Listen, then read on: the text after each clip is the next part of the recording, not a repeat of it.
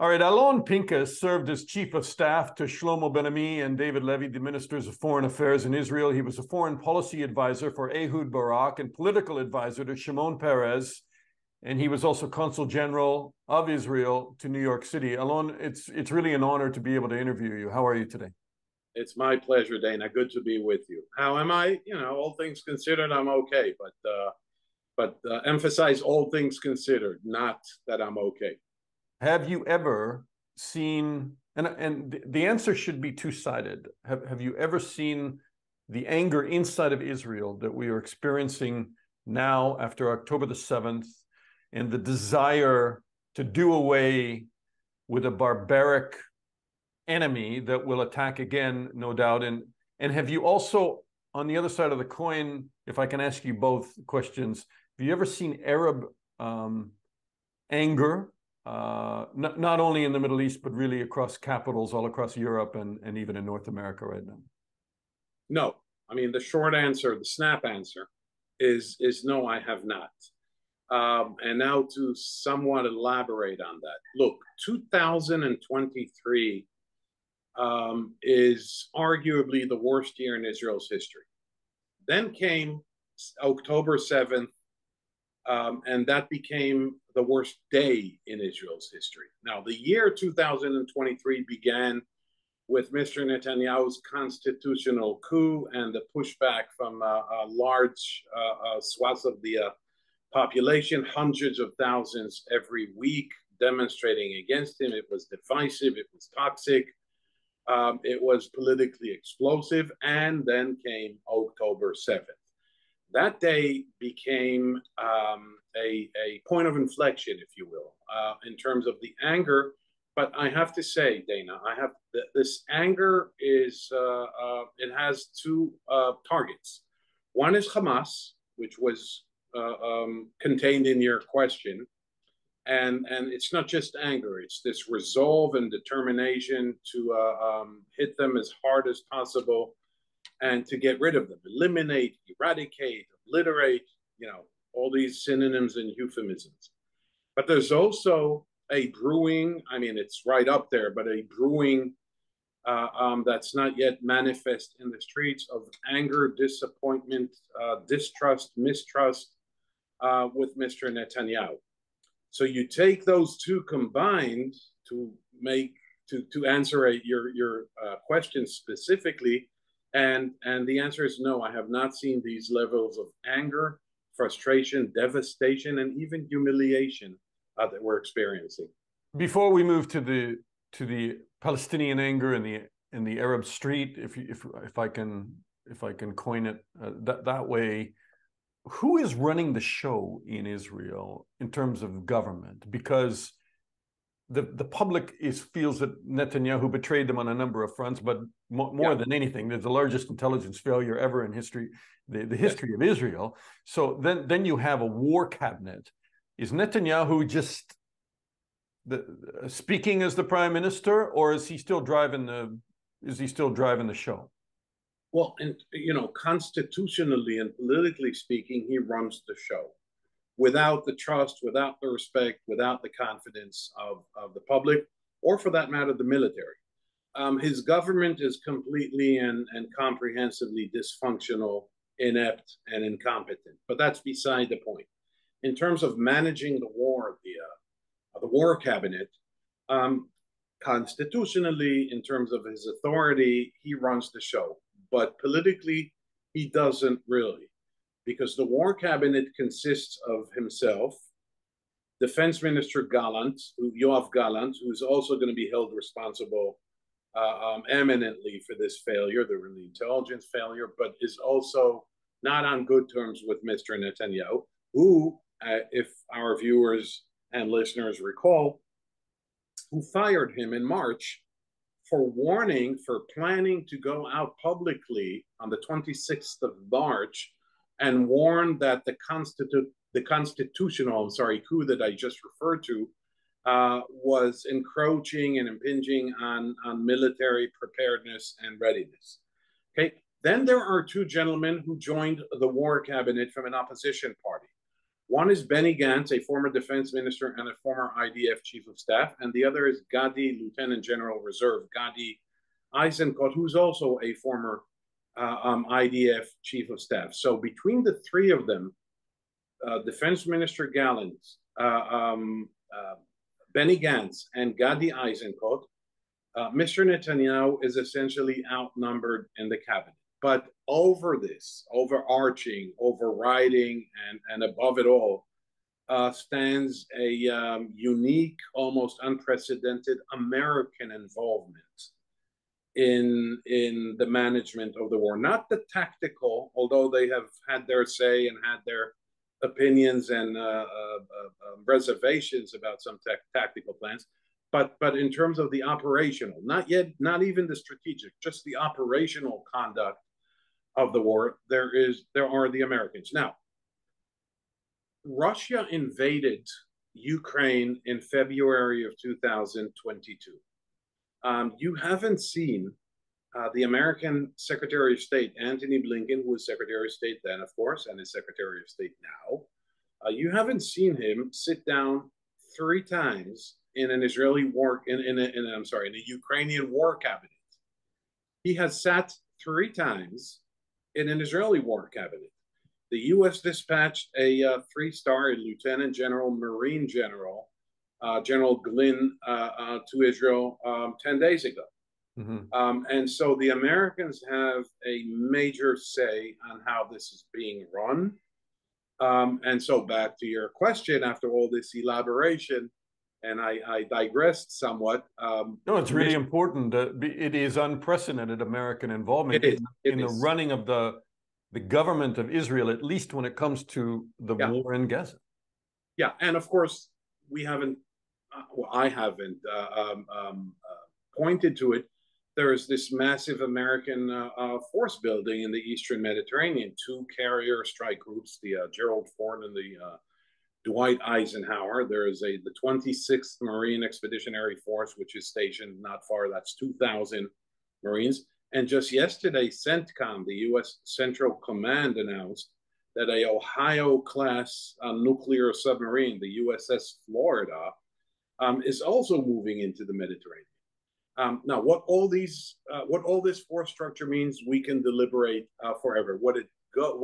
How it pertains to your question, Dana, is that Mr. Netanyahu does not call the shots as you would expect a prime minister to call the shots at a time like this. Okay, that's key when we go to the other question of the anger on the Arab street, and in European capitals and elsewhere, because Netanyahu is pretty predictable in his ability to ignore a lot of that, but the U.S. is much more sensitive to that growing backlash and public opinion that the war has already gone too far. I mean, as we speak, the several major United Nations bodies, and I know what Israel thinks of United Nations bodies, but I mean, they carry weight in terms of human rights.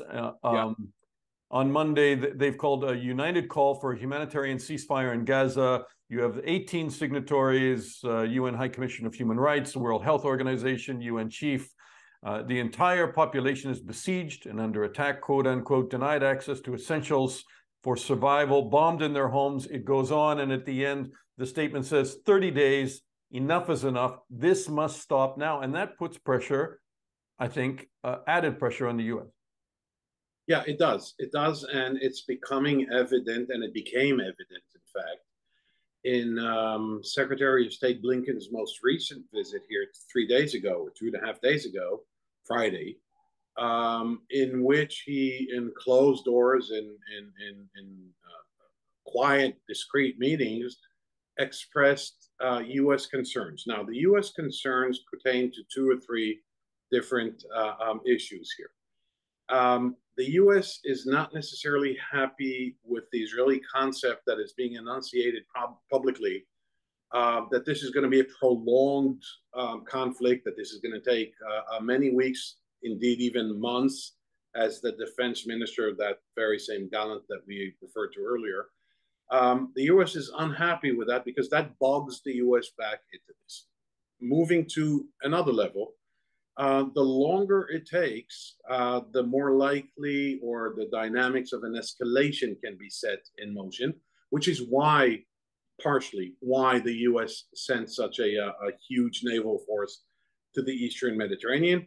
Um, um, Escalation, so-called horizontal escalation, meaning that the conflict in Gaza could move or spread, as the Americans like to term this, into Lebanon, which leads to the third and most upper level of American, not frustration yet, but I would call it impatience with Israel, that whatever the military operation in Gaza is, and however justified it is, and it is justified, and however supportive the U.S. is of that operation, and it is very supportive, the U.S. is basically, the Americans are basically saying, the Biden administration is saying to Israel, okay, we got your back, you're good, do whatever is necessary, do it quickly, but give us a simple, broad brush description of what next.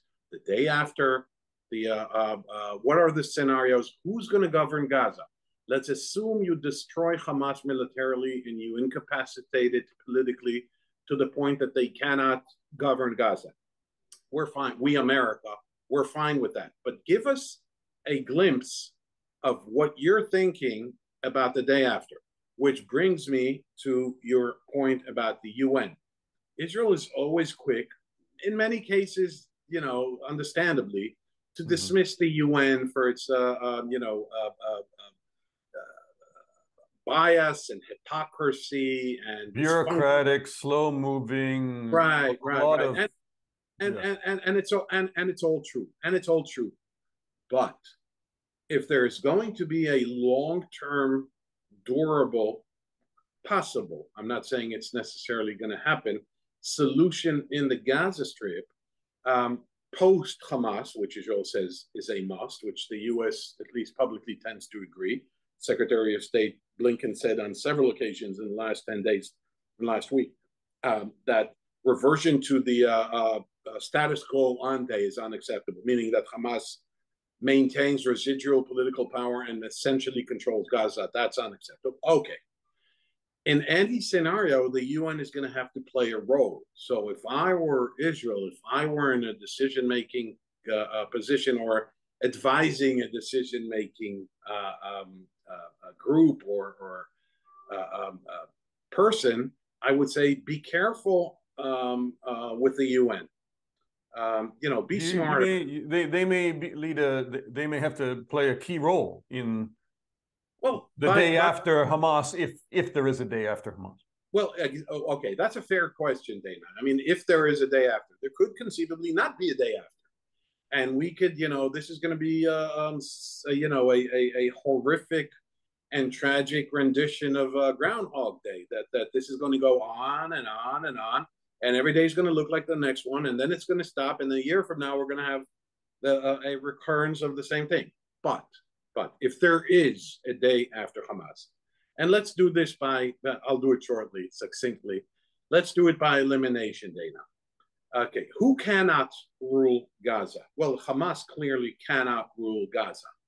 Israel clearly cannot rule Gaza because Israel does not want to capture or occupy or stay in the Gaza Strip for years. The Palestinian Authority, which Secretary of State Blinken yesterday in his meeting with Mahmoud Abbas, the president of the Palestinian Authority, indicated that he wants the Palestinian Authority to play a greater role. The Palestinian Authority could play a greater role, but certainly not on driving into Gaza on Israeli tanks or bayonets. Right. The U.S. certainly doesn't want to rule Gaza because the U.S. doesn't want to be bogged down with Ukraine and NATO and Russia and a long-term. And the last thing the U.S. wants is having U.S. soldiers turn up dead in Gaza. Exactly. And so you look left and you look right and you're saying, okay, so if not Israel, if not the Palestinian Authority, if not the U.S., if not Hamas, obviously, and if not Egypt, which I didn't mention, that doesn't want anything to do with 2.2 million destitute, impoverished, and frustrated people, who then? Well, then you reach the almost by elimination, the inevitable conclusion that this needs to be an international force, a trusteeship, if you want, what was called in Kosovo or in East Timor a neo-trusteeship, as opposed to the old trusteeship of the decolonialization era. Do you think, Ambassador Pinkas, do you think that's where we're heading? Let me put it this way. I think that anything else that has been tried failed. So if you come up, Dana, you or anyone who's watching us, with 37 reasons why a trusteeship won't work, I automatically and in advance agree with you. But I know for a fact what hasn't worked until now, which is why an international force or a trusteeship could be the only plausible, durable solution. Now, let me add one thing to this. In the American view, and I'm not saying they're right or wrong, and I'm not saying they have a coherent, comprehensive plan. This is probably somewhat half-baked at this point. But what happens in Gaza could and should be, in American eyes, this is not me speaking, extended to the West Bank, meaning that out of this horrific, tragic, devastating debacle of October 7th, there's a silver lining, kind of, blurry silver lining, of an international force that would be stationed in Gaza as a BOT, build, operate, transfer of governability, but that will be extended to the West Bank. And here we go. We're back to the two-state model as a political option. Now, I know, let me just add one sentence to be politically correct with my own countrymen. This is not popular right now. This is not palatable right now. This is not saleable, marketable, whatever, right now. Think 6, 10, 12 months ahead. This is the only thing that could work. Only thing that could work. And I'm not saying it's not without flaws and deficiencies, but it's the only thing. And by the way, that some of the elements of that might include Gulf states, for instance. So it wouldn't be seen as an outside force. It would have to be something that Palestinians could accept. Mea culpa. I should have said that, and you helped me out on this thing. This has it's a prerequisite. It's a must have an Arab component in it, so it becomes legitimate for both the Palestinians to accept, and somewhat legitimate for the Russians and the Chinese, so as not to strike it down with a veto vote at the UN Security Council. So yes, it's going to have to include preferably Saudi Arabia, also the UAE, and whomever else chooses to join the effort as a package deal to the Palestinians. We, the Arabs, support this. We, the Arabs, will help fund this. We, the Arabs, will back this international effort that will be made of UN and NATO or Asian, or it doesn't matter. I don't want to speculate into the composition of this force, but this has to be done. The Palestinian Authority under Mahmoud Abbas and Fatah are unlikely. Well, first of all, they wouldn't want Israel to pave the road for them to go back into Gaza, because they would be seen as an Israeli proxy force. That's be about the last thing that they would want for any credibility in Gaza. So, but even if Abbas was willing to step up and say, okay, Israel out, we'll go back in and run Gaza. I mean, it was tragic in 2006, 2007, right? I mean, they were thought to be corrupt, inept, and there was interfighting long before the 2007 takeover by Hamas. I mean, there was street fighting in neighborhoods and different clans. I mean, Gaza just melted down. So I don't know how the PA, as weak as they are now, anybody would push them in there and think that they would be a credible authority. I think it's the proposal, the idea, the notion that the PA, Palestinian Authority, can be pushed into Gaza is a dead-on delivery idea.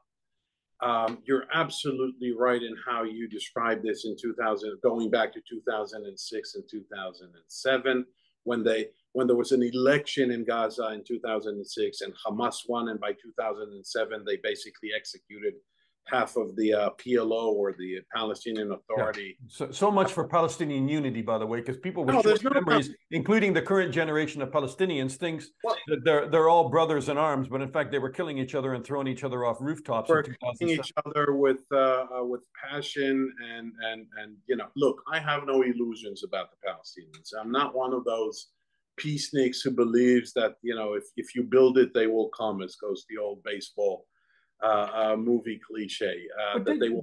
did you ever, like, I mean, during that time, sorry, again, I've jumped in, but did you ever, during that time of Rabin, for instance, nobody was singing Kumbaya and saying, this, we're No. going to live happily ever after. I mean, it was thought to be the lesser of many evils to do a peace. Tell me if I'm wrong. I don't mean to answer the question that I'm asking you, but it was thought to be the lesser of many evils for the Israeli public to get the hell out of the West Bank and get out of Gaza, and try a two-state solution.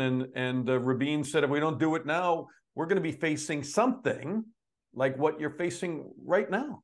Well, yeah, Rabin said that, and that was the at the core of the Oslo Accords logic.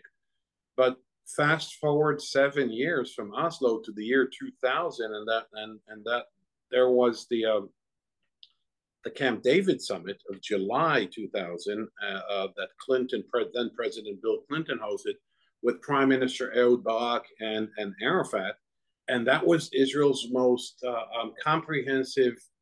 It fell short, obviously, and there's a lot of criticism that Israel wasn't 100% behind this. Okay, were you there?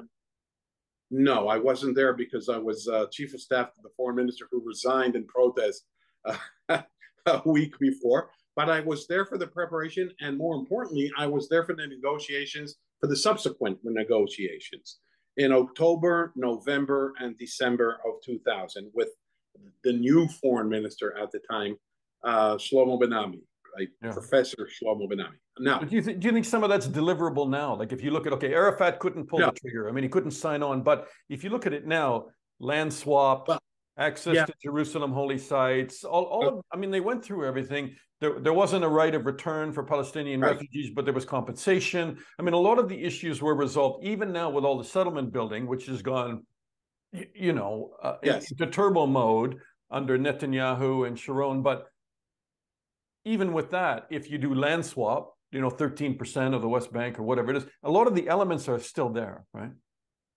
The elements are there, but let's divide this into two. First, we're still we're a month after that devastation, that debacle of October 7th. So if you tell Israelis now a Palestinian state, they immediately, by the way, very naturally, very, very expectedly, they're saying 7th of October is now going to happen in 15 points along the West Bank, which is by far closer to Israel, more open to Israel's major cities. You're gonna see recurrences of 7th of October. On the other, that's not unfounded paranoia anymore. That's any logical person would say. It didn't work in Gaza.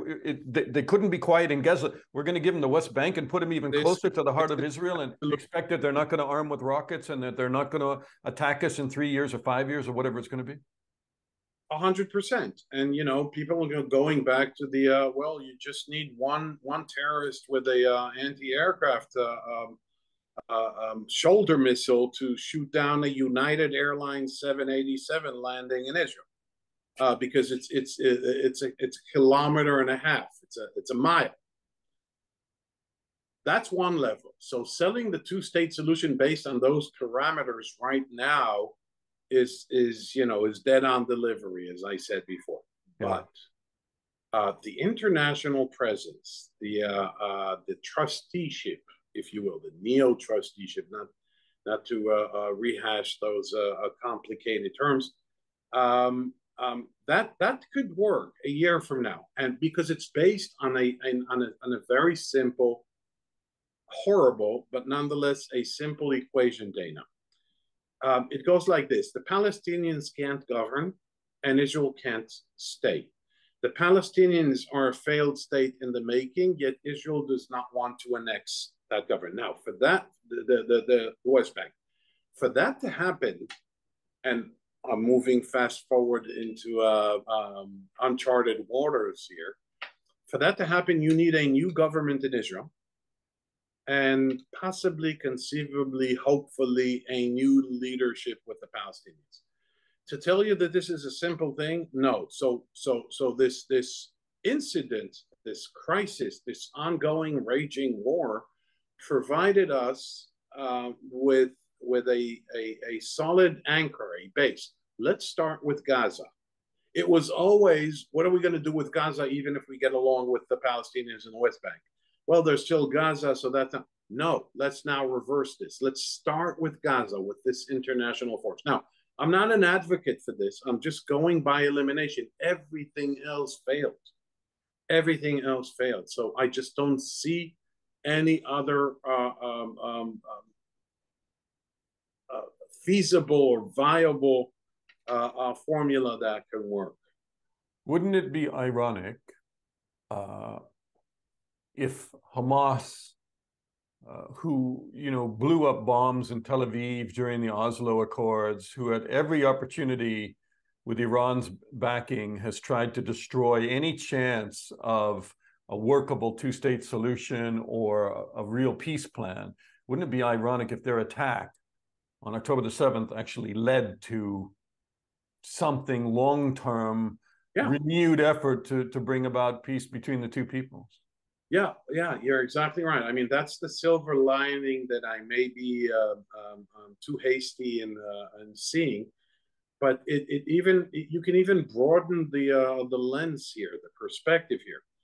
Hamas wanted to undermine any type of political arrangement. Not that there was any political negotiation process in the last decade. The last, in fact, was John Kerry as Secretary of State under Obama in 2014. But Hamas wanted to foil undermine any type of understanding, undermine an Israeli-Saudi normalization process, and out of this could emerge two new realities, as you I think precisely and presciently pointed to. One is that the two-state solution a year from now, again, a year from now, is back on the table, back on the agenda as the only workable, feasible solution. And two, the Saudi Arabia. The Saudis, and again, I don't pretend to go into MBS, Mohammed bin Salman's head, or the Saudi intelligence services mindset. I'm not an expert on that. But if they saw September, again, I keep on saying September. If they saw October 7th, they should see this as a portentous event that could affect them. They saw the Iranian involvement, not direct in terms of the planning or the tactical decision making, but in terms of the encouragement, the mentorship, and the inspiration. They see what the Saudis are doing with the Houthis in Yemen. They see what the Saudis are, what the Iranians are doing with the Houthis in Yemen, and they see what the Iranians are doing with Hezbollah in Lebanon. So, to bring it all together, this terrible, devastating event of October 7th could prove to be their undoing in terms of the future landscape of the Middle East. So both the two-state solution and an Israeli normalization. I don't want to sound too normalization with Saudi Arabia. I don't want to sound too optimistic. I'm not too optimistic. All I'm saying is that this could be and I said it before, that this is an inflection point that could also prove to be positive, if I can use that word here. Quick question on widening war. If you follow your thoughts on Iran and what role they may have played with Hamas, isn't it also natural that they would, at a certain point of desperation, probably want to torpedo any long-term plan in Gaza by pushing the launch button with the Hezbollah in the north? Yeah. Okay. So as for the escalation, there are two types of escalation here. There is deliberate escalation, which the Iranians can generate or foment. But I think at this point, they're being deterred not by Israel, but by the USS Gerald Ford and the USS Dwight Eisenhower. I think that the Iranians understand that this is a bridge too far if they escalate this.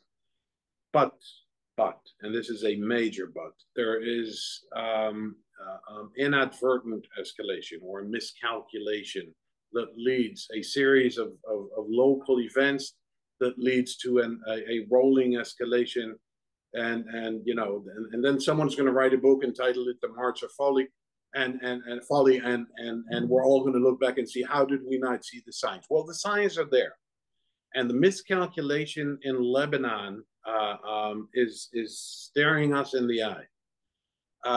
I don't know that the Iranians are willing to pay the price, because I think both President Biden and Secretary of State Blinken and Secretary of Defense Lloyd Austin and Director of the CIA Burns have all warned them publicly and quietly, directly or through intermediaries. I don't think Iran would want to risk that at this point. I may be wrong. Well, we hope that you're right. We hope that you're right. So, Alon Pinkas, Mr. Ambassador, it's great to talk to you, sir. And for all your perspective, I hope we can do it again sometime. And I really do appreciate all your time and thoughts and reflection. And you're one of those people that as I said, as we were getting ready to do the interview, I appreciate the fact that you don't have the quick, you don't speak in conclusive terms, because you understand that there are so many untied threads here, and it can go a lot of different directions, and all of them at once. So thank you so much. Dana, like I told you before we started recording this, they don't pay me anymore to come up with one-liners and conclusive remarks. So I succumb to reality, and I know that it's more complex. They need people like you telling them that range and multi-layered. I'm sure they get it, but sometimes they need to be reminded of it, right? Well, that's what I'm doing here with you. Thank you, sir. Thank you, Dana.